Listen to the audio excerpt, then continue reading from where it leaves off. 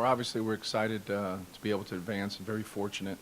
We beat a very good St. Mary's team that had a great run there at the end of the game and took the lead from us, and we were able to get a break and make some free throws and get a couple stops to be able to escape with a victory. But we know we got a huge challenge our next game in Kansas. Very talented team, very well-coached team, great defensively. But our guys are also looking forward to the challenge. So I think it's something, anytime you get a chance to advance, you try to shore up some mistakes that you made in the first game and improve from it, and go out there and have another chance to compete in the NCAA tournament. First question right here. Matt, you frequently talk to us all the time about matchups and how the NCAA tournament really is about matchups. And the guys last night, even though they respected St. Mary's, said, they kind of felt good about that matchup. Now you've got, a couple monsters to deal with inside. Just, if you would, talk about switching different kinds of matchups and then how difficult Kansas is going to be for you guys. Yeah, well, they're a very good basketball team, and their interior players are, just good players. Obviously, Withey's really made some improvements here in the last year, and his ability to defend. And even though he didn't score much in the last game, he's made improvements offensively and really gave him another weapon to go with one of the best players in the country, Thomas Robinson, who's just been, outstanding this entire year with his consistent production, scoring the basketball in the interior, and just being, a Jared Sullinger, type guy in terms of the attention that he draws.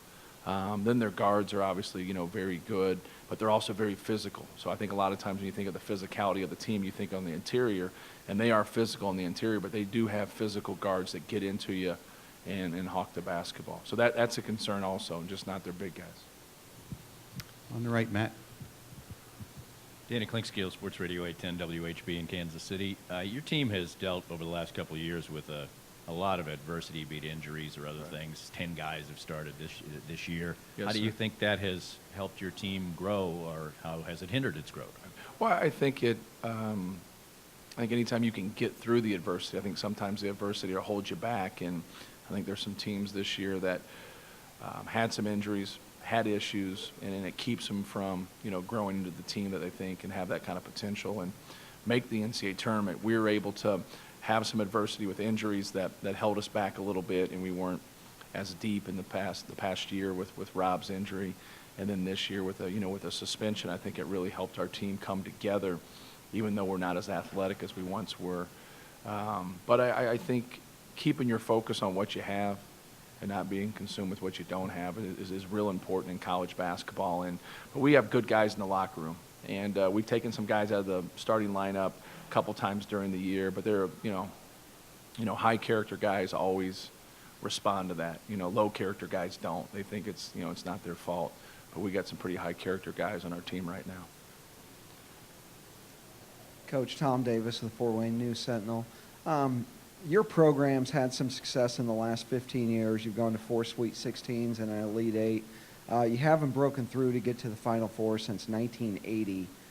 What is the ceiling for this program? What can you get done there? Well, I think the ceiling for any program that continues to have, some level of success like we've had is to go to a Final Four and a national championship. I think it's been proven in our league, when Dick Bennett took Wisconsin to the Final Four, and I think at the time, he was 8-8 in the Big Ten, or if not 9-9. I don't know if it was 16 or 18 games at that time, and nobody would have predicted that. But they were solid. They took care of the basketball. They defended, and that was their way to win and get to the Final Four. But no one would predict that. I think no one would predict, Virginia Commonwealth and Butler and the success they've had. And but they're also playing their brand of basketball, each one of those schools and each one of those coaches. And so I think that's important to kind of know who you are. Obviously, you got to continue to recruit and just work hard and stay together and try to win that next game and try to build a championship caliber team, because when you have parity like we do in this game and you can get on neutral courts and you have guys that play together and they care, I think you can get to a Final Four and win a national championship. But you got to continue to stay up with the Joneses and be able to recruit, but you also can't get away from recruiting your type of guy, and I think that's important for us.